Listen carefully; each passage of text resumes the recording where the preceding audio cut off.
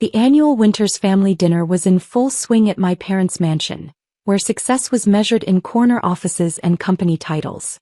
I sat quietly at the far end of the table, listening to my family brag about their roles in Winters Industries, the company my grandfather had built. "Another record quarter," my brother James announced, straightening his CFO nameplate on his suit. Though some of us actually had to show up to the office to make it happen. The dig was aimed at me, of course. The daughter who couldn't handle corporate life and worked from home. The disappointment who'd walked away from her VP position 3 years ago. "Emily, dear," my mother's voice dripped with fake concern. "Still doing that? What do you call it? Remote consulting?" "Something like that," I replied softly, checking my phone under the table. Another message from my team. "Final paperwork ready for signing. Operation Winter Storm is go." "You know," my father added, swirling his expensive scotch, "there's still a position waiting for you at Winters if you ever decide to rejoin the real business world. Even in HR or marketing." My sister-in-law Charlotte snickered. "Though you'd have to actually come to the office. And dress properly." She gestured at my simple black sweater and slacks, so different from her designer outfit. If they only knew I was wearing the same outfit I'd worn while negotiating the secret purchase of their company's controlling shares. "I'm comfortable working from home," I said mildly. "It suits my style." "Style?" James laughed. "Running some little online business is hardly style, sis. While you're playing entrepreneur, we're running a billion-dollar company." I bit back a smile, thinking of the documents waiting for my signature. Documents that would make me the owner of that billion-dollar company. "How much do remote consultants make these days?" Charlotte asked with exaggerated curiosity. "Enough to afford a real office?" "I manage," I replied, thinking of my penthouse office overlooking the city, the one they'd never seen because they'd never bothered to ask what I actually did. My phone buzzed again. "Stock purchase complete. Ready for final phase." "Well," my father raised his glass, "here's to Winters Industries, a real company run by real executives who understand the value of tradition and proper business practices. The same traditions that had made the company vulnerable to a silent takeover. The same practices that had left gaps in their security wide enough for a patient investor to slip through." "Speaking of the company," James started, "we should discuss the upcoming board meeting. The one Emily never attends. Because she's not a real executive anymore," Charlotte finished with a smirk. "Just a, what did you call it? Remote worker." My phone lit up with an urgent message. "Ms. Winters, the transfer is complete. You now own 51% of Winters Industries. Congratulations." I took a sip of water, hiding my smile. 3 years of careful planning, of letting them think I'd failed in corporate life, of building my empire in secret while they mocked my choices. "Actually," I said quietly, "I think I'll attend this board meeting." The table went silent. My father's Scotch glass froze halfway to his lips. "You," James sputtered. "But you're not even in the company anymore." "About that." I pulled out my tablet, pulling up the documents that had just been finalized. "I think you'll find things have changed." "What do you mean?" my father demanded. "Maybe we should discuss the fact that Shadow Peak Ventures just acquired a controlling interest in Winters Industries," I said calmly.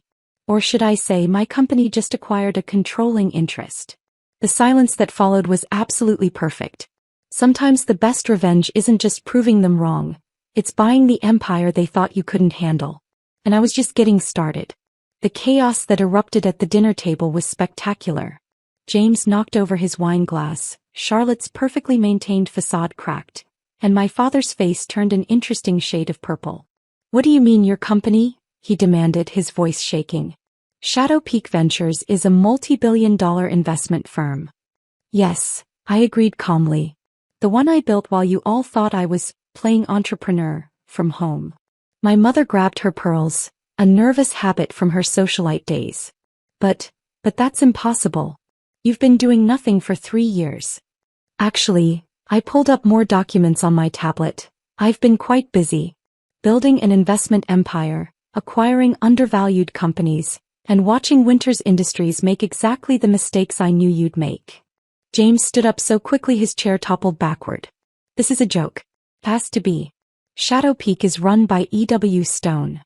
"By professional name," I smiled. Did none of you ever wonder what these stood for? Emily Winters Stone. I took Mom's maiden name for business. Didn't want any family connections clouding my success. My phone buzzed again. Legal team ready to proceed with management changes. Charlotte's designer heel tapped nervously against the marble floor. But you work from home. In sweatpants. You missed the last 3 charity galas. Because I was in Tokyo closing a $1 billion deal, I replied. Amazing how much work you can get done when you're not worried about being seen at the right social events. Daddy, James turned to our father desperately, do something. She can't just take over. My father was staring at his phone, no doubt seeing the flood of urgent messages from the board. It's legal, he whispered. She really did it. She bought us out right under our noses. While you were all laughing about my little online business, I added, I was building something bigger than Winters Industries could ever be. Shadow Peak Ventures owns companies across 3 continents. Winters is just the latest acquisition. But why? My mother asked, her voice small. Why didn't you tell us? I leaned back, remembering all the family dinners where they'd belittled my choices, all the snide remarks about working from home, all the times they'd dismissed my success because it didn't fit their corporate mold. Because, Mom, you never asked. You were all too busy assuming I'd failed to notice I was succeeding. Too focused on corner offices and designer suits to see that real power doesn't need to show off. My phone lit up with another message. Board members requesting emergency meeting. Rumors of management changes causing panic. Now, I stood up, smoothing my simple black sweater. I have a company to run. Several, actually. The board meeting tomorrow should be interesting. You can't just walk in and take over. James protested. I'm the CFO. For now, I replied softly. Though you might want to review your performance records. Shadow Peak has a strict policy about merit-based positions. No more promotions just because of your last name. Charlotte's face crumpled. But the company parties, the social events, our positions, will all be evaluated based on actual business value, I finished. Amazing how much money you save when you cut out unnecessary executive perks. My father finally found his voice again. Emily, please. We can discuss this as family. Family. I raised an eyebrow. Like how you discuss my career choices. Or how about when you told the board I couldn't handle corporate life? We were trying to help, my mother protested. No, I corrected her gently. You were trying to control. To force success to look the way you wanted it to look. Well, guess what? Success doesn't need designer labels or corner offices. Sometimes it works from home in sweatpants, building an empire while you're not watching. I gathered my things, preparing to leave the dinner party I'd just demolished. Oh, and James? About those record quarters you were bragging about. Wait until you see what happens when someone who actually understands modern business takes over. The silence that followed me out was sweeter than any dessert they could have served. Sometimes the best revenge isn't just proving them wrong. It's buying the company they thought you couldn't handle and running it better than they ever could. And I was going to enjoy every minute of it, working from home in my sweatpants, of course. The next morning, I walked into Winters Industries headquarters for the first time in 3 years. The security guard did a double take. They were used to the failed daughter skulking past in shame during mandatory family events, not striding in with purpose. Ms. Winters, he stammered. You're not on the approved list. Check again, I smiled, handing him my new ID. Under CO. The elevator ride to the executive floor was filled with whispers. Word had spread fast about Shadow Peak's takeover, but few had connected it to the daughter who couldn't handle corporate life. I stepped into the boardroom exactly 3 minutes before the emergency meeting. James was already there, furiously whispering with his allies. Charlotte was stress-scrolling through her phone, probably checking her stock options. My father sat at the head of the table, his chair for the past 30 years. Good morning, I said quietly. The room fell silent. Board members who'd dismissed me for years suddenly couldn't look away. You can't sit there, James blurted as I approached our father's chair. That's the CEO's seat. Exactly. I placed my laptop on the table. Dad, I believe that's my chair now. The look on his face as he stood up, as if his whole world was shifting, almost made the past 3 years of underestimation worth it. Now, I opened my laptop, Let's discuss the changes Shadow Peak will be implementing. Changes. Charlotte's voice cracked. What changes? I pulled up the first slide of my presentation, Winter's Industries Restructuring Plan. First, I began, we'll be conducting a complete audit of all executive positions.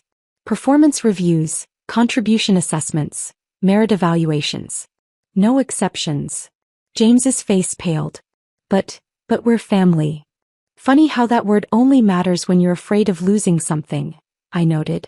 Was I family when you told the board I was emotionally unsuited for executive work?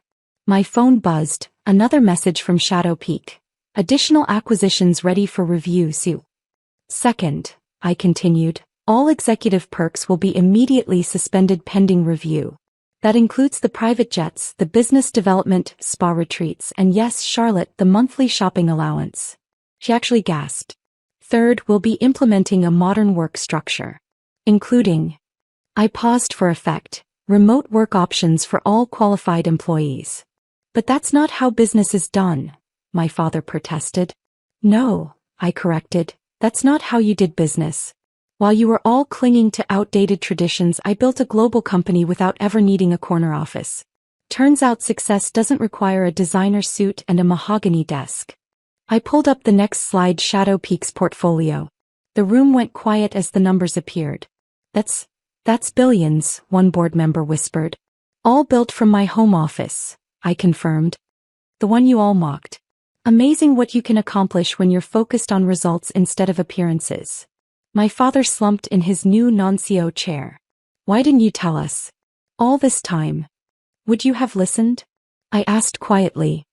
Or would you have tried to force me to do it your way?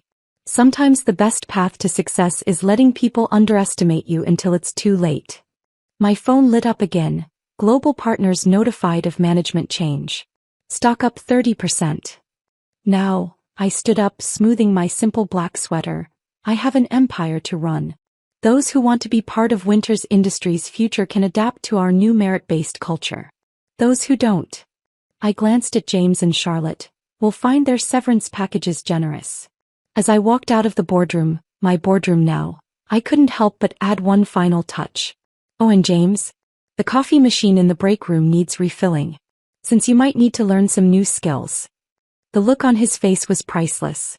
Sometimes the best revenge isn't just taking over the family empire. It's showing them that success doesn't need their approval to change the world. And I did it all from my home office in comfortable clothes, building something bigger than their traditions could ever imagine. Because sometimes, the biggest power move is letting them think you failed until you own their definition of success.